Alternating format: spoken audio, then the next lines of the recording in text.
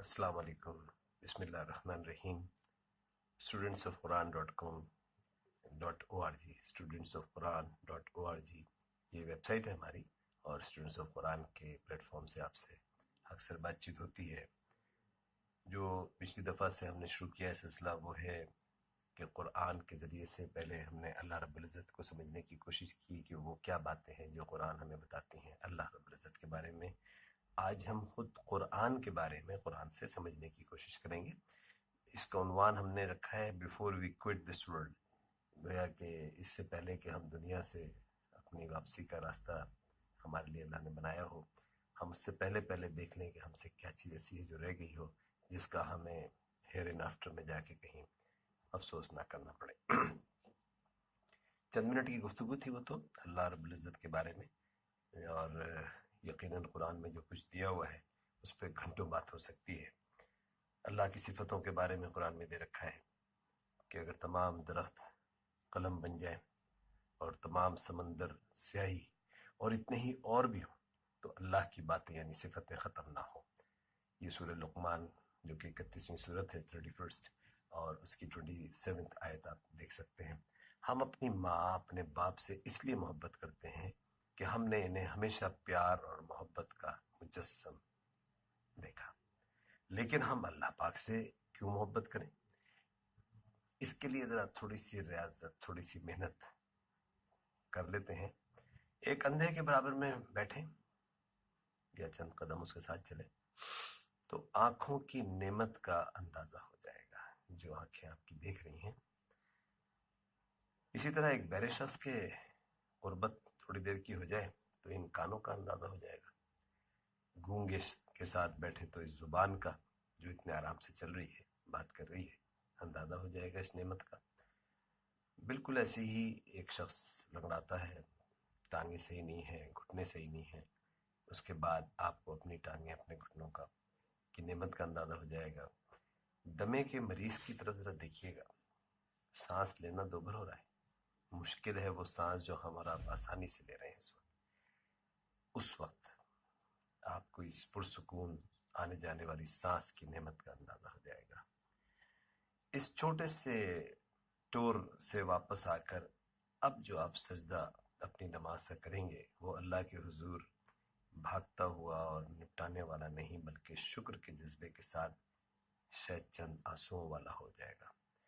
وہ رب قرآن میں اپنی ہر وقت کی موجودگی کا آپ کو احساس اس طرح دلاتا ہے کہ کہیں 3 لوگ نہیں ہوتے مگر وہ چوتھا ہوتا ہے، اور 5 نہیں ہوتے اور وہ چھٹا ہوتا ہے. یہ آپ سورہ مجادلہ جو 58 صورت ہے قرآن کی، اس کی 7 آیت میں دیکھ سکتے ہیں. اسی صورت کی پہلی آیت تو اس عورت کا ذکر کرتی ہے جو اپنا گلہ شکوہ نبی کریم صلی اللہ علیہ وسلم کے پاس لے کر آئی تھی، اور اللہ پاک نے اس کے لیے فرمایا کہ اللہ تم دونوں کی گفتگو سن رہا تھا. کچھ شک نہیں اللہ سنتا اور دیکھتا ہے. عبادت کہتے ہی اس کو ہیں کہ اللہ رب العزت کی فرما برداری کی جائے، اس رب العزت کے ساتھ انتہائی محبت کے جذبے کے ساتھ. آپ سوچئے کہ ایسے مالک نے جس کی دی ہوئی نعمتیں آپ کے گرد گرد پھیلی ہوئی ہیں، آپ گن بھی نہ پائیں گے. آپ کے اپنے حصے میں ان ان گنت نعمتوں میں سے کتنی آئی ہیں وہ بھی نہیں گن پائیں گے. آج یہ موضوع جو قرآن ہم نے رکھا ہے، قرآن سے ہی اللہ سبحانہ و تعالیٰ کی کتاب یعنی صرف اس کا کلام ہے جو اللہ کے جلیل القدر فرشتے اللہ کے امانت دار پیغمبر محمد عربی صلی اللہ علیہ وسلم تک لے کر آئے، اور اس امانت دار پیغمبر نے آپ اور ہم تک پہنچانے کا سلسلہ کیا. یہ سب کچھ بھی اللہ پاک کے حکم کے مطابق ایسی کتاب جو صدیاں بیت جانے کے باوجود اپنی اصل حالت میں پوری دنیا میں موجود ہے. واحد کتاب جو حفظ ہو جاتی ہے، وہ کتاب جس میں آپ جتنا غور کریں اتنا ہی اپنے اللہ کو پہچانیں گے، اس کی عظمت کا ادراک ہوگا، جس کا چیلنج آج تک کہ اگر کوئی بنا سکتا ہے 10 صورتیں آیا، پھر بعد میں ایک صورت کا آیا کہ ایک صورت بھی بنا کے آج تک کوئی نہ دکھا سکا. ایک عام خیال ہمارے درمیان ہی پایا جاتا ہے کہ بہت مشکل کتاب ہے اور اس کو بغیر کسی استاد یا معلم کے پڑھا اور سمجھا ہی نہیں جا سکتا. دیکھیں قرآن اس سلسلے میں کیا فرماتا ہے. ہم نے قرآن کو آسان بنا دیا ہے. کوئی ہے کہ سوچے سمجھے. 4 دفعہ دوہرا کر سورہ قمر میں یہ بات کہی گئی. گویا اللہ پاک کی طرف سے اس بات پر کتنا زور دیا گیا ہے. پھر فرمایا کہ ان سے کہو کہ یہ قرآن میں غور کیوں نہیں کرتے. یعنی جلدی جلدی بے سمجھے قرآن کو پڑھنے کو قرآن نہیں بتاتا، بلکہ اس میں غور کرنے کی ہدایت کرتا ہے.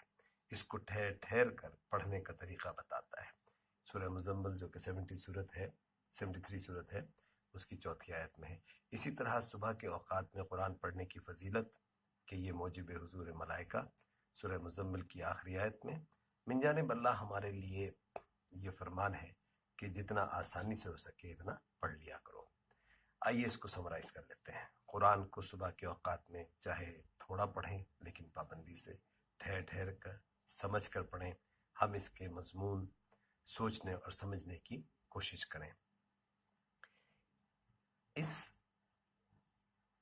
کے بعد ذرا آئینے کے سامنے کھڑے ہو کر اپنے آپ سے پوچھیں کہ اللہ کا یہ حکم تو اس دن سے قرآن میں لکھا ہوا ہے جس دن آپ پیدا ہوئے تھے، لیکن اب تک حکم عدولی میں وقت گزرا گیا، تو کیوں نہ آج ہی اس کے ان احکامات کو صدق دل سے مانتے ہوئے اس رب کو کی فرما برداری شروع کر دی جائے کہ جس کے حضور ہمیں حاضر ہو کر اسی کتاب کے مطابق اسسمنٹ کا سامنا کرنا پڑے گا.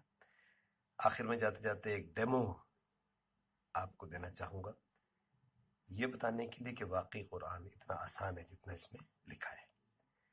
اعوذ باللہ من الشیطان الرجیم کر کے قرآن کو پڑھنا چاہیے. کیوں؟ سورہ نحل 16 کی آیت نمبر 98 میں یہ دے رکھا ہے. آج ہم نے فیصلہ کیا ہے کہ اپنے اللہ کی ہر بات کے مطابق چلیں گے. اور آپ یہ دیکھیے کہ باوجود اس زبردست کتاب کے لوگ اس کو نہیں پڑھتے، اس کو چھوڑے رکھتے ہیں. اور اللہ نے جو عذاب ابھی ہم صورت پڑھنے والے ہیں وہ سورہ قمر ہے، اس میں کس طرح سے عذاب کا ذکر، اور پھر یہ کہ ہم نے قرآن کو آسان بنا دیا ہے. کوئی ہے کہ سوچے سمجھے. یہاں پر نبی کریم صلی اللہ علیہ وسلم کی بات آ رہی ہے. یا سورہ فرقان کی کیونکہ 25ویں صورت ہے، 30ویں آیت میں دیکھیں کہ پیغمبر کہیں گے کہ اے پروردگار میری قوم نے اس قرآن کو چھوڑ رکھا تھا.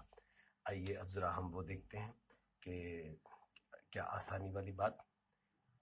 سورہ قمر جو کہ 54 صورت ہے. اعوذ باللہ من الشیطان الرجیم بسم اللہ الرحمن الرحیم. قیامت قریب آ پہنچی اور چاند شق ہو گیا. 2 باتیں آئیں، آخری نبی بھی آ چکے ہیں. قیامت قریب آ پہنچی، چاند کا شق ہونا، 2 ٹکڑے ہونا، گویا کہ تو من جانب اللہ ہے. اور اگر کافر کوئی نشانی دیکھتے ہیں تو منہ پھیر لیتے ہیں. اللہ کی نشانیاں تو سب طرف پھیلی بھی ہیں، یہ چاند والی بھی ایسی ہے. کہتے ہیں کہ ایک ہمیشہ کا جادو ہے اور انہوں نے جھٹلایا اور اپنے خواہشوں کی پیروی کی اور ہر کام کا وقت مقرر ہے.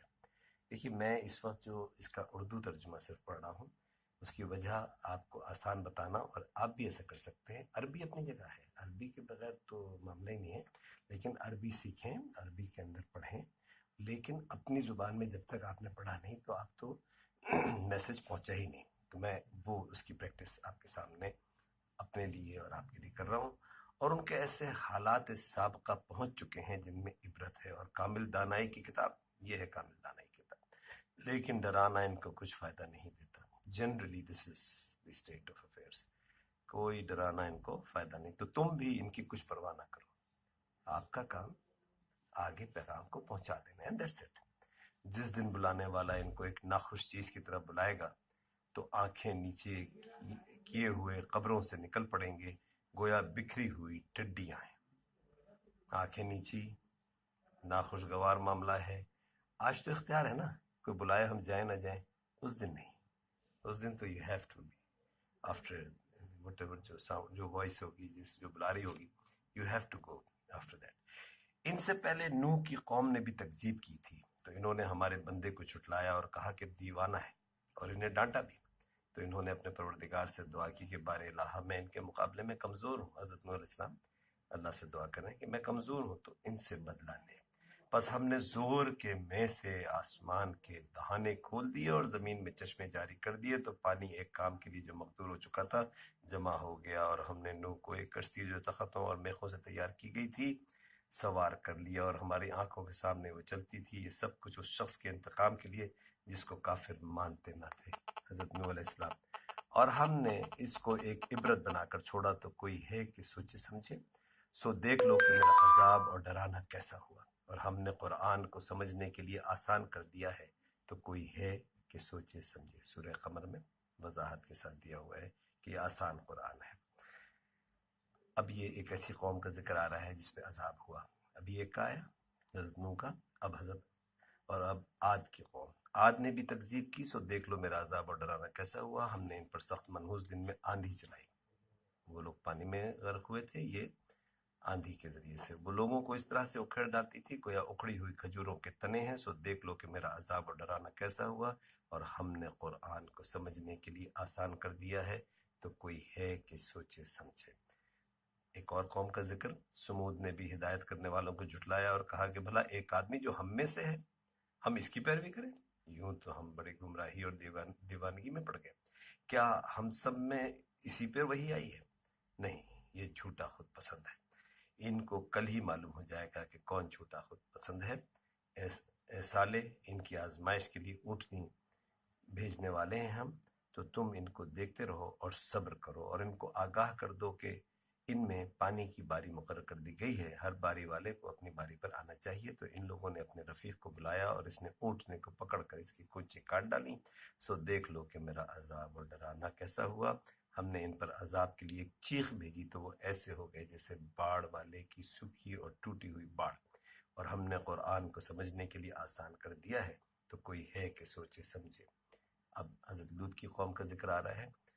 لوط کی قوم نے بھی ڈر سنانے والوں کو جھٹلایا تو ہم نے ان پر کنکر بھری ہوئی ہوا چلائی، مگر لوط کے گھر والے کہ ہم نے ان کو پچھلی رات ہی سے بچا لیا اپنے فضل سے۔ شکر کرنے والوں کو ہم ایسا ہی بدلہ دیا کرتے ہیں۔ اور لوط نے ان کو ہماری پکڑ سے ڈرایا بھی تھا، مگر انہوں نے ڈرانے میں شک کیا اور ان سے ان کے مہمانوں کو لے جانا چاہا تو ہم نے ان کی آنکھیں مٹا دیں، سو اب دیکھ لو میرا عذاب اور ڈرانے کے مزے چکھو۔